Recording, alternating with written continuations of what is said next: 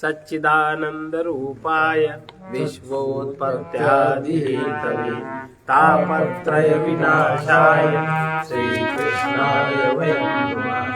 चैतन्यं शाश्वतं शान्तं व्योमातीतं निरञ्जनं नारविन्दुकलातीतं तस्मै श्रीगुरुवे नमः।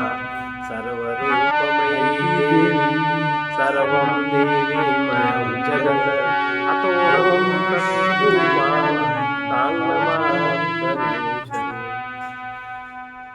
तीन प्रकार के गे हम लोगों ने पढ़े। और ज्ञान का ज्ञाता, क्या ज्ञान को जो जानता है, ये शब्द तो पहली बार सुना होगा। ये मांडुक्य उपनिषद के अलात शांति प्रकरण का 89वां श्लोक। तीन प्रकार के गे हैं, तीन प्रकार की चीजों को ही जानना, जो इसको जानता है जानना चाहिए। तीन प्रकार में सारे प्रकार आ जाते हैं। और क्रम से जो इनका जो ज्ञान करता है, उसका जो ज्ञाता है वो सर्वज्ञ है, उसको सर्वज्ञता प्राप्त होती है। जैसे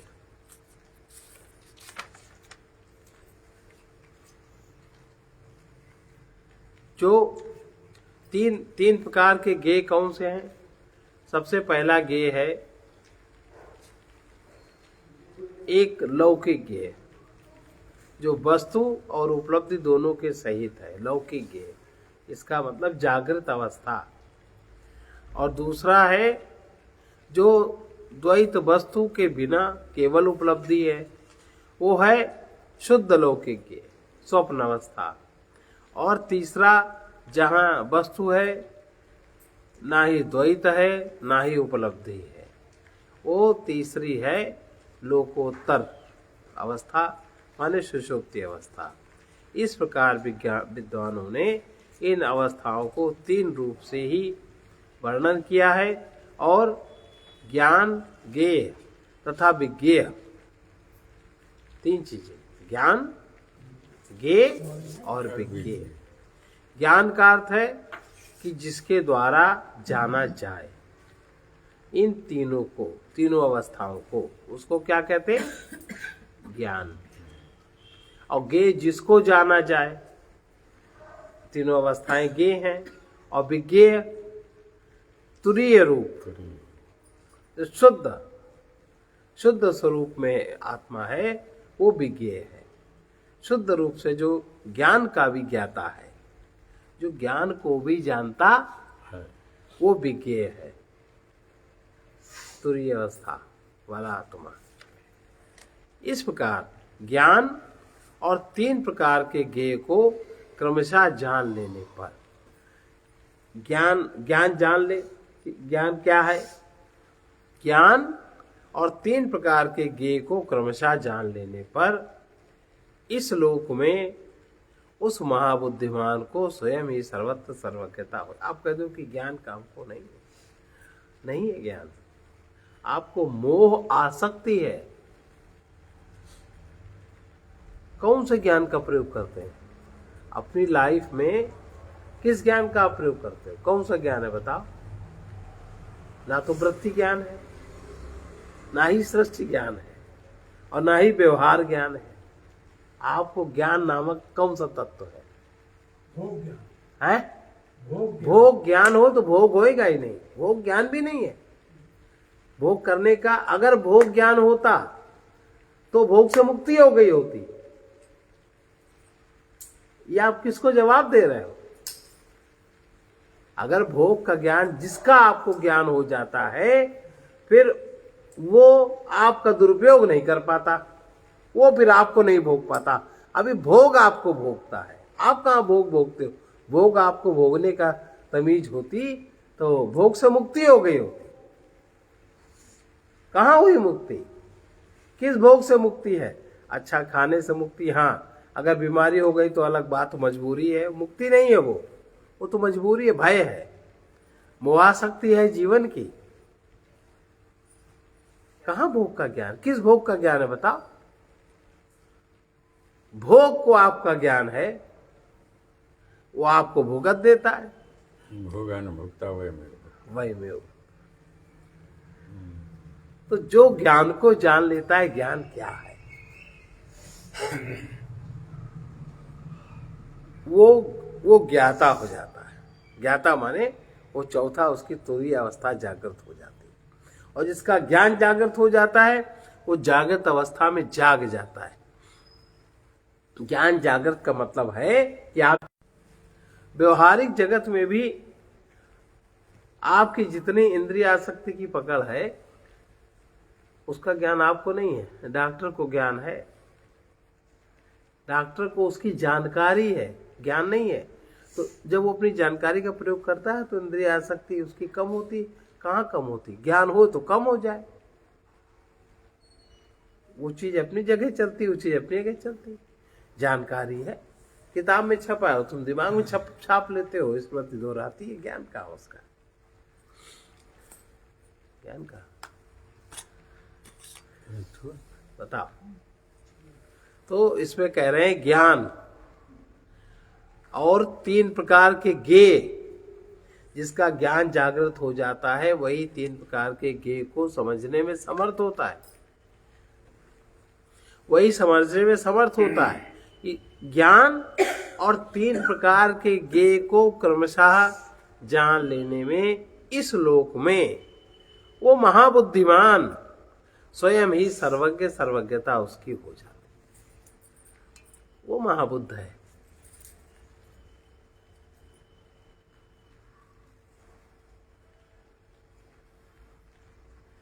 लौकिक आदि विषय ज्ञान और लौकिक आदि 3 प्रकार के ज्ञेय को जान लेने। लौकिक आदि विषय ज्ञान, लौकिक विषय माने जागृत अवस्था के जो भी विषय जितने हैं उनका सबका ज्ञान होना।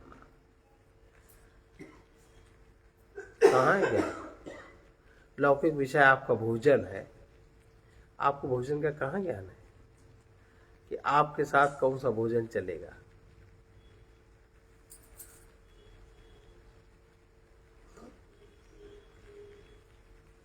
ये लौकिक आदि 3 प्रकार के ज्ञेय को जान लेने पर, अर्थात पहले स्थूल लौकिक को, फिर उसके अभाव में शुद्ध लौकिक को, फिर उसके भी अभाव में लोकोत्तर को, इस प्रकार क्रमशः तीनों अवस्थाओं के अभाव द्वारा परमार्थ सत्य, जब इन तीनों प्रकार का ज्ञान हो गया तो तीनों अवस्थाओं का आपके सामने अभाव हो जाएगा। तीनों अभावों की सत्यता आपको प्रकट हो जाएगी। फिर आपके सामने यथार्थ तत्व आ जाएगा। आप इन तीनों अवस्थाओं में आसक्ति से रहित हो जाएंगे। अभी जरा सा भोजन किया, कहीं सोने का मन करता हो, लुल्ल से सो गए। जरा सा कुछ नहीं, कहीं जरा सा काम किया, कहीं जरा सा लेट ले, ये है ना। तो आपके ऊपर भोजन हावी है कि आप भोजन पे जानकार में हो, हावी हो, बता।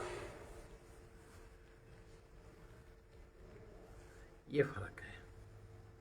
इस प्रकार क्रमशः तीनों अवस्थाओं के अभाव द्वारा परमार्थ, जब तीनों अवस्थाओं का अभाव हो जाता है, अर्थात आप तीनों अवस्थाओं के विषय में जब आप जान जाते हो, जब आपको ज्ञान हो जाता है, तो पर अभी तो जैसे कोई वस्तु कहीं मिल रही है और हमको नहीं मिली, हम रोज सत्संग सुनते हैं, फिर भी मन में लुलु आते हैं, हमको मिल जाए। क्यों लुलु आए? जब तुम्हारे पास है ये वृत्ति, तुमने अभी तक समझ नहीं पाई, अभी तक मन इससे शुद्ध नहीं हुआ कि लेने बिना कारण लेना अपराध है।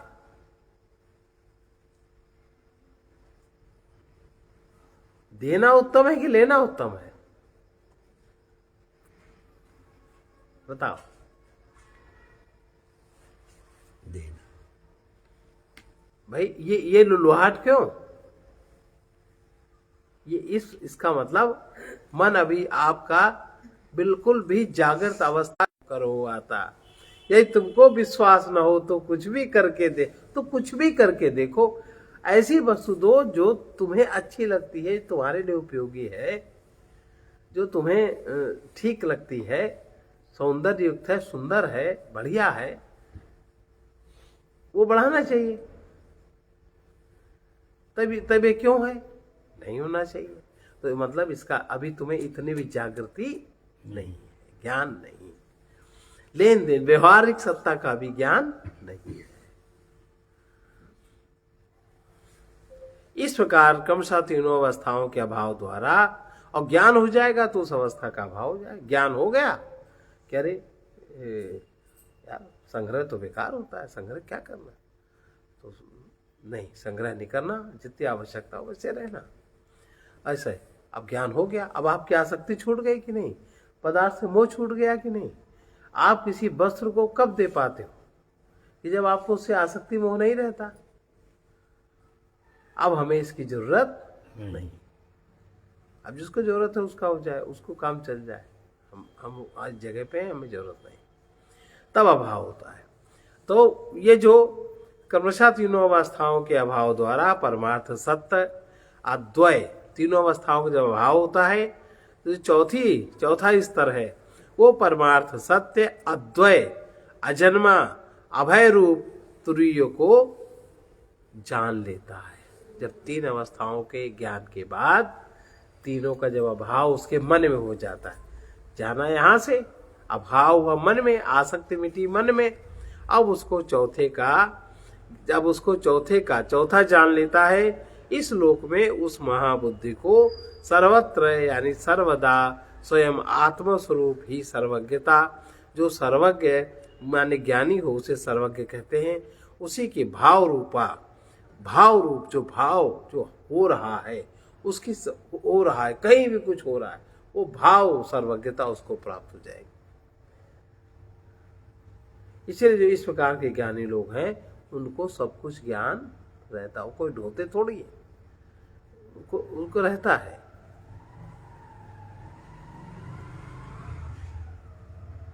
हम इसका उदाहरण दें, एक हमारे यहाँ वो बगल में जो राम मोहन नहीं रहते, उनके दादा महाराज जी के शिष्य थे, और सिम्मो जो मेरे साथ पढ़ती थी, वो दादा से कहने लगी हम भी चलेंगे तुम्हारे साथ। सुबह जाते थे पैदल महाराज जी के गंगा चल, उनका अक्सर सत्संग आनंदेश्वर में हो या वहीं 10 आदमी बैठे तो बातचीत होती थी, तो कभी कभी जाते थे, हम भी चलेंगे। अब वो कहे, उसकी चप्पल पुरानी थी, अब वो छोटी थी, तो कहती अब तो उनका चलो उसको लिवा लें, मतलब हमको लिवा लें, कहे हम भी चलेंगे। कहे हमारे पास चप्पल नहीं है, हमें पहले चप्पल दिलाओ। अब सुबह 7 बजे चप्पल कहाँ दिलाई जाए, बच्चा है मचल गया। तो हम आए तो हम कहे क्यों रो रही है। कहती हमारी चप्पल चाहिए, तो हमने अपनी चप्पल उसको दे दी। हमारे पास जूता था, हमने जूता पहन लिया, हम कम जूता पहन लेते। तो फिर हमने कहा हम पैदल नहीं जाएंगे, हम तो जाएंगे रिक्शे में। तो चले, चप्पल पीछे। अब वहां पहुंचे हैं और महाराज जी ने उसको बुलाया, कहा ये इधर आओ। कहा क्या? कहा तो तुमने चप्पल इनकी क्यों पहनी? और वो बच्चा तो कहता हमने पहनी नहीं, उन्होंने दी। कहा उन्होंने क्यों दी? हम चप्पल के लिए रो रहे थे। कहा चप्पल के तुम क्यों रो रहे थे? चप्पल 7 बजे कहीं मिलती है, दिन में मिलती है। कहा मैं टूट गई थी, तो हम आते कैसे? तो महाराज जी का नंगे पैर आ जाते, दौड़ते दौड़ते आ जाते। कहा अच्छा हमारे लग जाता, ईंटा लग जाता तो तुम्हारी चोट लगती। और भैया और हंसने दे, लेकिन बात हमें आज तक याद है, बिल्कुल डिट्टो। अब वहां न महाराज जी का नाम है, न उनका स्मरण है, न उनका भाव है, और डिट्टो जो घटना घटी आधा घंटे पहले, और कहा कि ये चप्पल अब तुम इसको धो, और धो के चप्पल उनको दो। हमसे कहा तुम्हें क्या भाव? का महाराज जी हमारे पास तो जूता था, तो जूता पहन, एक चप्पल और थी उन्होंने नहीं निकाली। कहा तो हमारे 2 चप्पल हो? कहा 3 चप्पल मेरे पास। अच्छा कहें ठीक है, इसको तुम बाजार से लेना, धो और इनको चप्पल दो। फिर थोड़ी देर में कहते महाराज जी अच्छा जाओ घर जाके धो के देना। कहती हम धो के क्यों देंगे? कहा क्यों? तुम्हारा मन इस तरह का, देखो वो भी बात महाराज समझा दी। कहा तुम्हारा मन इस तरह का है, और वो उस मन के पैर ने तुम्हारी चप्पल पहनी, और तो तुम्हारे जो मन का गंदगी है वो चप्पल में आ गई। वो चप्पल तुम इनको दोगी, और इनका मन इस तरह का नहीं, इनका मन देने वाला है। तो हम झट से हम कहा महाराज जी लेंगे ही नहीं। हम नहीं लेंगे, तुम ही पहनो चप्पल। ली थोड़ी हमसे कहते हैं हाँ ये बहुत अच्छा है, ये घटना हमें आज तक याद है। अब बताओ इस मामले में उनको क्या बताया, किसने बताया, कैसे बताया, क्या बताया? स्थिति ने उनकी जान ली। अरे ये होता है महाबोधि, ये है महाबोधि। समझिए, आपका बच्चा 2 महीने का रो रहा है, वो क्यों रो रहा है? माँ नहीं समझ पाती, उसको इतना भी ज्ञान नहीं। जड़ता और जागृति का हमने उदाहरण दिया। ये महाराज जी के जीवन का प्रत्यक्ष, और ये उनको था। कोई भी व्यक्ति कैसा भी आए, एकदम तुरंत एक बार पहली चोट उनके होती थी ऐसा, अरे नहीं माँ, तुरंत आदत होती है ना, नहीं ऐसा नहीं ऐसा, ये आदत होती है ना अहंकार में।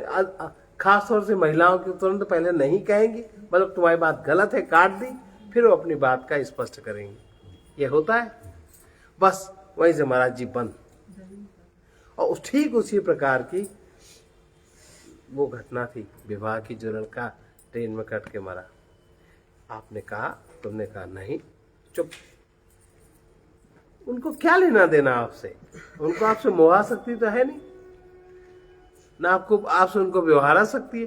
भाई इस स्तर के लोग हैं, इस प्रकार के हैं, उन्हें कोई आसक्ति वासक्ति तो होते नहीं, इतना उनसे तुम्हें मतलब होता है।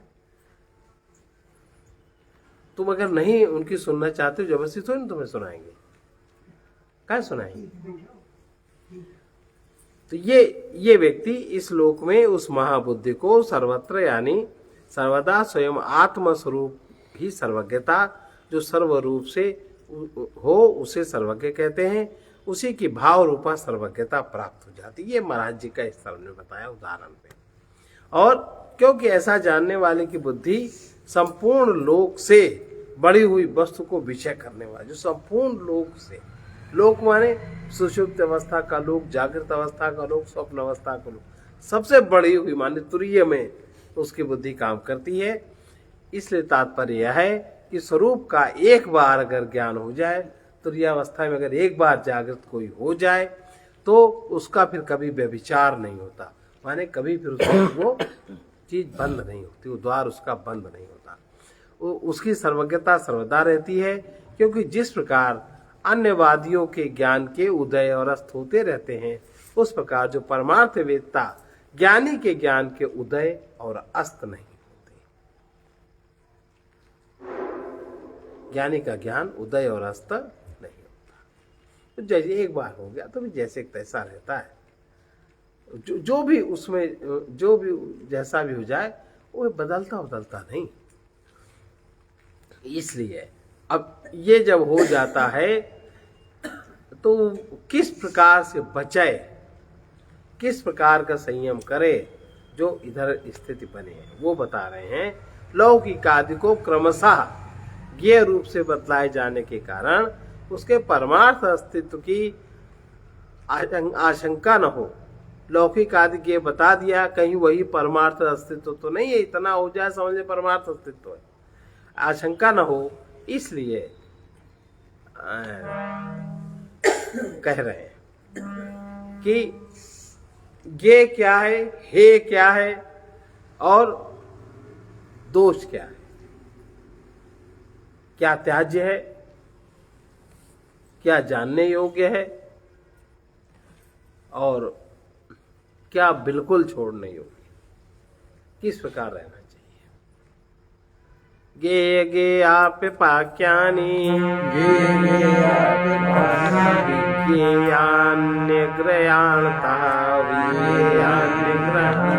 तेषामन्यत्र विज्ञेयात्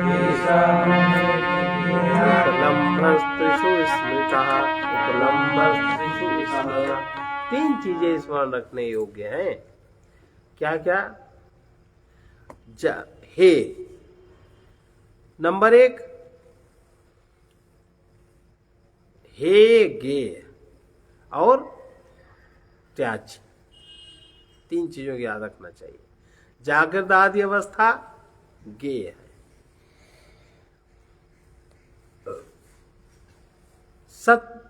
सत्य स्वरूप जागृत आदि अवस्था पहले तो बताई जाने योग्य है, जब जान लिया तो वो हे हो गई, वो छोड़ देगा, वो जागृत अवस्था उसके लिए समाप्त हो जाएंगी।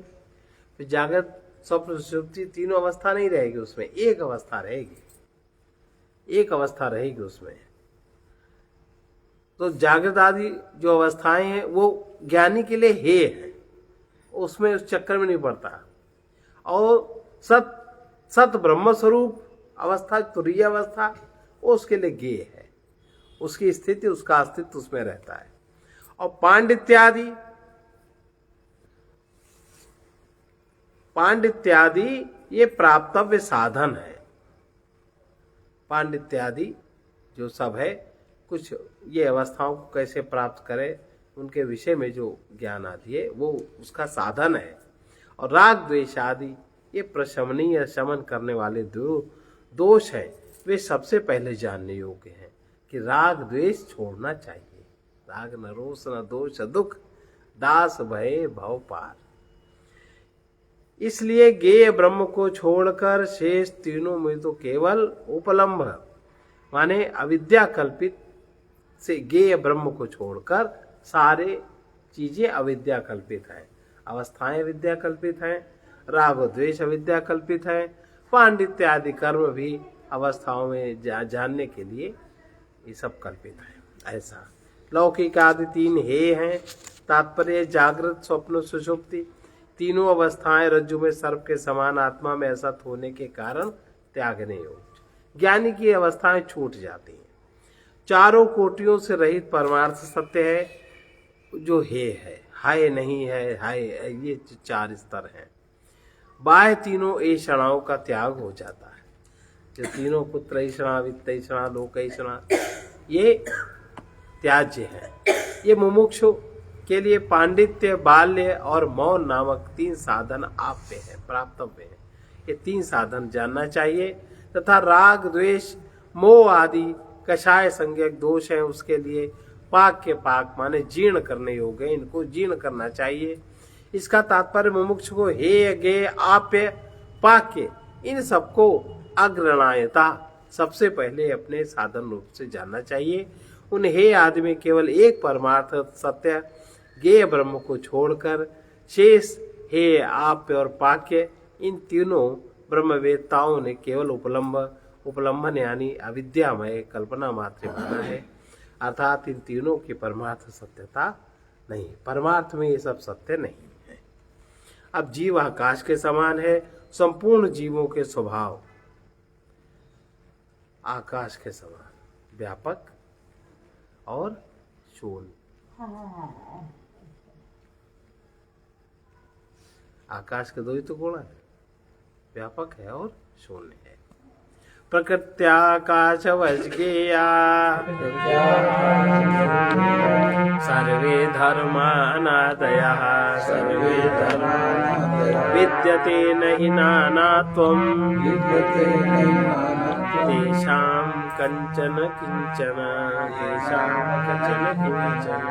संपूर्ण जीवों को स्वभाव से ही आकाश के समान और अनादि जानना चाहिए। उनका नानात्व तो कहीं कुछ भी नहीं है, ये बता रहे। अब जो आत्म तत्व का निरूपण करे, आत्म तत्व क्या है?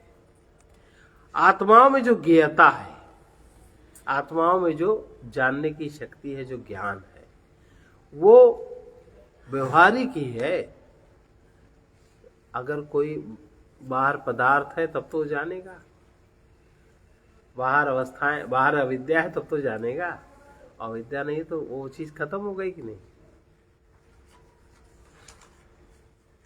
किसी की अविद्या खत्म हो जाए तो उसकी ज्ञता जागृत हो गई, तो उसकी ज्ञता भी खत्म हो गई।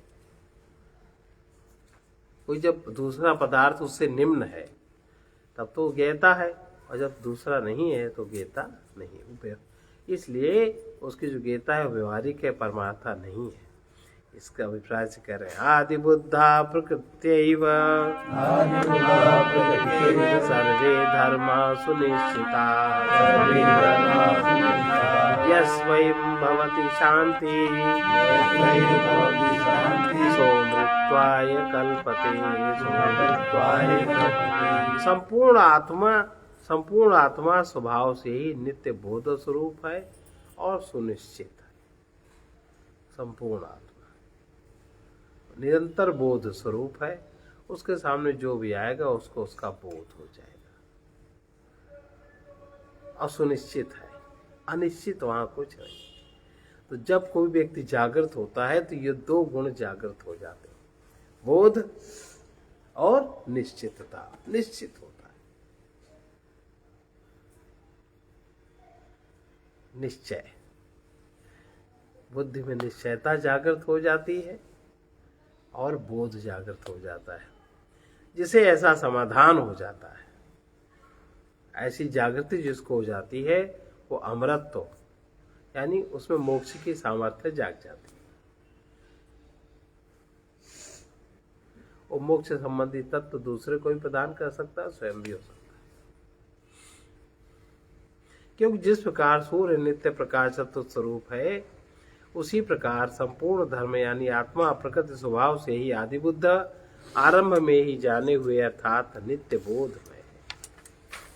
उनका निश्चय भी नहीं करना, अर्थात वो नित्य निश्चित स्वरूप है उसका, ऐसा है अथवा नहीं, इस प्रकार संदिग्धता उसमें नहीं है कि आत्मा है कि नहीं। जिस मुमुक्षु को इस तरह उपयुक्त प्रकार से अपने अथवा पराये के लिए सर्वदा बोध निश्चय संबंधी निरपेक्षता हो गई, जिस प्रकार सूर्य अपने अथवा परायों के लिए सदा ही प्रकाशांतर की अपेक्षा नहीं करता, उसी प्रकार जिसे सर्वदा अपने आत्मा में शांति बोध कर्तव्यता की निरपेक्षता रहती है, वो अमृत तत्व अमृत भाव अर्थात उसमें सामर्थ्य, मोक्ष की सामर्थ्य जाग जाती है, उसे फिर कोई बंधन में नहीं बांध सकता। इसी प्रकार आत्मा में शांति कर्तव्यता नहीं है, इसी आशय से कह रहे हैं कि आत्मा का शांति कर्तव्य, आत्मा तो कर्तव्य नहीं है, आत्मा का स्थिरता, बोधमय, निश्चिंतता, निश्चितता और शांतत्व स्वाभाविक है। ये स्वाभाविक है। अच्छा हो जाता है? अच्छा हो जाता। अचाह तो ये बुद्धि के स्तर की, अचाह आत्मा के स्तर की बात नहीं है, ये सब बुद्धि के लेवल की बातें। ये सब वो बातें हैं कि वहां पे सब साधन पड़ा है और कुएं में पानी भी है। अगर आपको पानी चाहिए तो रस्सी उठाना है, ये सब साधन है। साधन नहीं, आत्मा तो साध्य है, साध्य भी है, साधन भी है, सब है। अचाह नहीं कह सकते, अचाह तो एक बुद्धि का स्तर है। भाई हम कुछ नहीं चाहते, हम चाहने भी लगे तो मन का स्फुरण संस्कार जगह चाहे, कैसे हो सकता है? आदि शांता उत्पन्ना प्रकृत्यैव सुनिर्वृता सर्वे धर्मा समाभिन्ना साम्यम विशारदम साम्यम। ये तुरीय अवस्था का वर्णन कर रहे हैं। तुरीय अवस्था में तीन निश्चितताएं, एक तो बोध, बोधमय, दूसरा निश्चित, अनिश्चित कुछ नहीं, वहां पे संदिग्ध कुछ नहीं है, और तीसरा शांतत्व।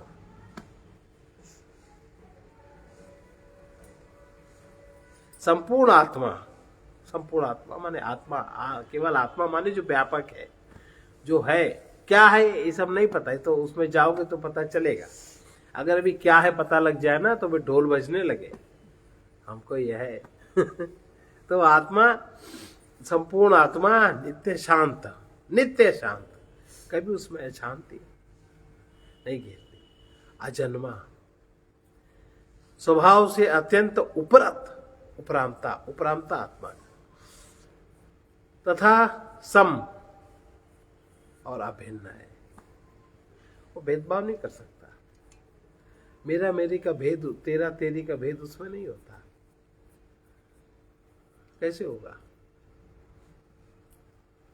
कैसे होगा? क्या होगा? जो लोग इस प्रकार, क्योंकि आत्म तत्व अज समता रूप और विशुद्ध है, इसलिए उसकी शांति अथवा मोक्ष कर्तव्य नहीं है। उसके लिए शांति करना और मोक्ष करना ये सब कोई कर्तव्य नहीं है। संपूर्ण आत्मा नित्य शांत अजन्मा स्वभाव से ही अत्यंत उपरत सम और अभिन्न है, ये उसके गुण है। इस प्रकार क्योंकि आत्म तत्व अज समता रूप और विशुद्ध है, इसलिए उसकी शांति अथवा मोक्ष कर्तव्य, उसका कर्तव्य शांति और मोक्ष नहीं है। ये उसकी स्थिति है।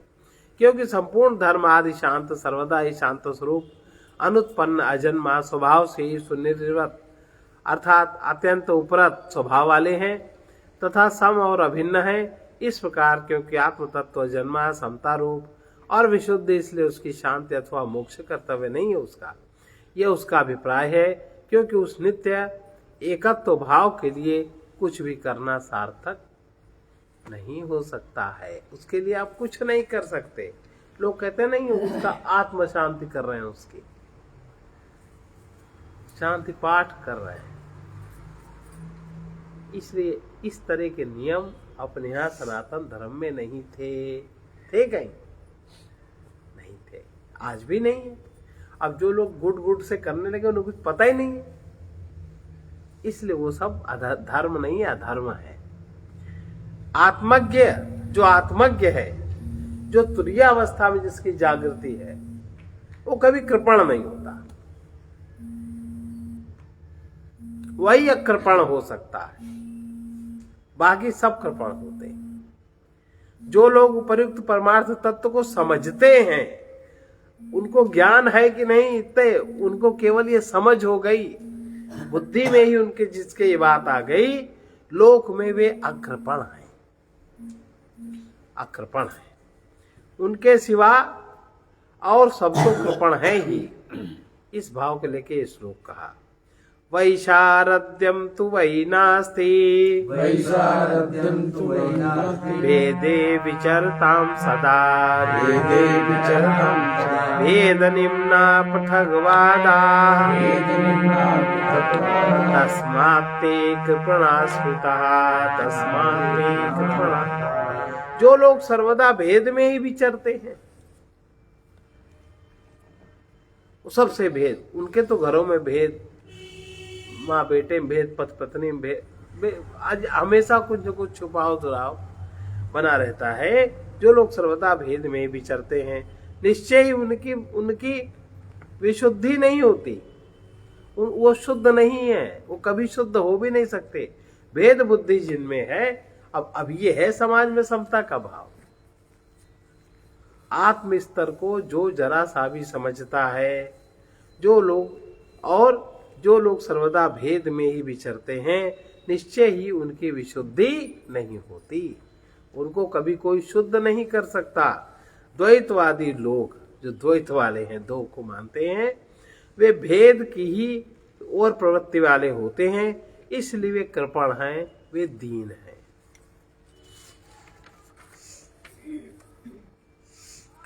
क्योंकि वे भेद निम्न भेदानुयायी अर्थात संसार के अनुगामी है। कौन लोग? पृथकवादी, पृथक अर्थात नाना वस्तु, ऐसा जिनका कथन है, वे पृथकवादी द्वैतवादी लोग। इसलिए वे कृपण क्षुद्र माने गए हैं, क्योंकि भेद अर्थात अविद्या कल्पित द्वैत मार्ग में सर्वदा विचरने वाले, जिनको जितनी ज्यादा अविद्या है उनमें उतना भेद रहता है, और जिसमें जितना भेद रहता है उतना वो कृपण है। द्वैत मार्ग में सर्वदा विचरने वाले हैं, उन लोगों का वैशारद अर्थात विशुद्धि कभी नहीं होती, अतः उनका कृपण होना ठीक ही है, ऐसा अभिप्राय है। वो लोग शुद्ध कैसे हो सकते? वो स्वाहा और नमः करने से शुद्धि उनकी नहीं होती, केवल आकृपण हो जाए, भेद बुद्धि उनकी छूट जाए, यही शुद्धता है बस।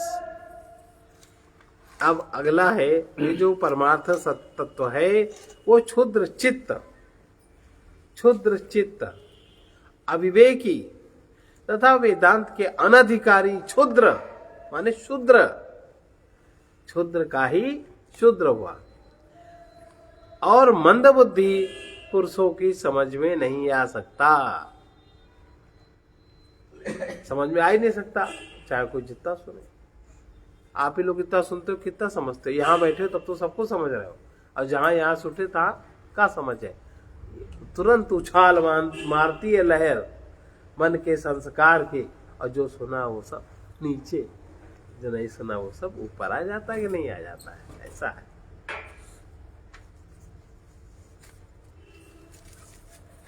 अब बताओ, इस क्षुद्रता को कौन हटा सकता है? अभी जो कहा, क्षुद्र व्यक्ति के, शुद्ध माने द्वैत, जो कृपण है वो कभी शुद्ध नहीं हो सकता। जो शुद्ध नहीं हो सकता वही शूद्र है ना? तो जिसमें द्वैत की जाति उत्पन्न हो जाए, दो का भाव उत्पन्न हो जाए, वही शुद्धता को प्राप्त हो जाता है। क्षुद्रता को प्राप्त अर्थात क्षुद्रता को प्राप्त हो जाता है, वो इसका अधिकारी नहीं है। अब ऐसे क्षुद्र व्यक्ति को शास्त्रादि नहीं सुनने चाहिए, या सुनेंगे भी तो वो अर्थ का अनर्थ करेंगे, उन्हें कुछ समझ में नहीं आता। जैसे आजकल लोग विप्र का अर्थ का अनर्थ कर रहे हैं, एक एक शब्द का अर्थ पता नहीं है, उसका अनर्थ कर रहे हैं। यही तो शुद्धता है।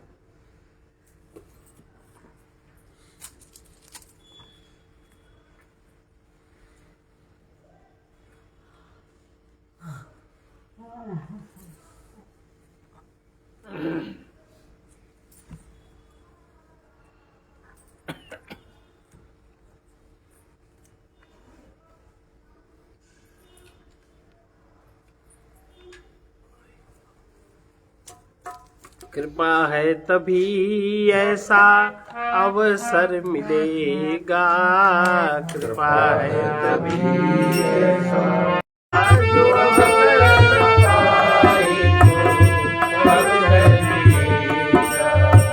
गुरुजन जगाते हैं, उठो जीव जागो,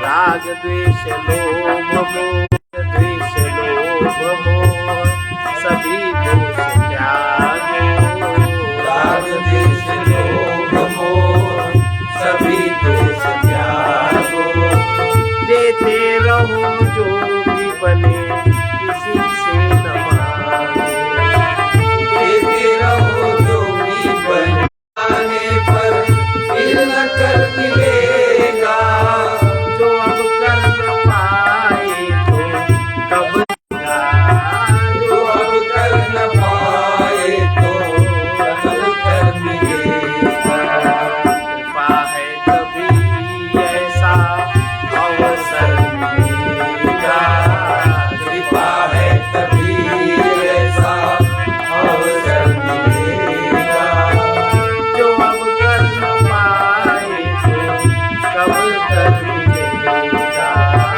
जो अब कर न पाए तो कब कर मिलेगा, जगत में सभी को काल खा रहा है, मुख मध्य जा रहा है, कुछ गोद कुछ मुख मत कौन है जो काल से बच पा रहा है, कौन है जो काल से बच पा रहा है, ध्यान रहे तुम्हारा भी समय आ रहा है, ध्यान रहे तुम्हारा भी समय आ रहा है, शरणागत भक्त को अभय बर मिलेगा,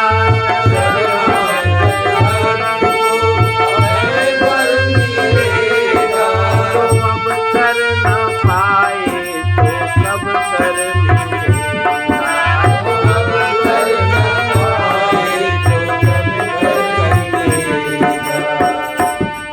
शरणागत भक्त का मतलब क्या है? हाथ जोड़ लो किसी मूर्ति के सामने, शरणागत हो गए। शरणागत भक्त का मतलब यह है कि हम जो परमात्मा का विधान है, जो परमात्मा का विधान तो हम जानते हैं, तो कभी कभी जो चीज जिसमें हमारा बस नहीं चलता, कहते हैं भाई परमात्मा की इच्छा, उसकी इच्छा नहीं, वो तुम्हारे कर्म का ही भोग है, वो उसका विधान है कि उसका गुणा भाग करके ये परिस्थिति आपको मिली। कुछ तो है, उसको आप नहीं जानते तो अलग बात है, माँ बोधी होगे तब जानोगे। तो उसकी शरण, जो उसके नियम की तरफ से हमारे सामने जो भी परिस्थिति हो, घटना सुघटना हो, उसको स्वीकार करना, उसको मान लेना, उसमें कुतर्क मत करना, उसमें कुबुद्धि न लगाना, नहीं तो और मामला बिगड़ जाएगा। बिगड़ जाता है कि नहीं? बिगड़ जाता है। इसलिए ये है शरणागत, उसकी शरण रहना, उस परमात्मा की शरण रहना जिसके नियम विधान में ये पूरा नियमन चल रहा है। उसमें फालतू की जिद दुराग्रह करोगे तो और उलझ जाओगे, पार नहीं मिलता। मिलता किसी को पार नहीं मिलता। ये शरणागत भक्त को अभय बर मिलेगा।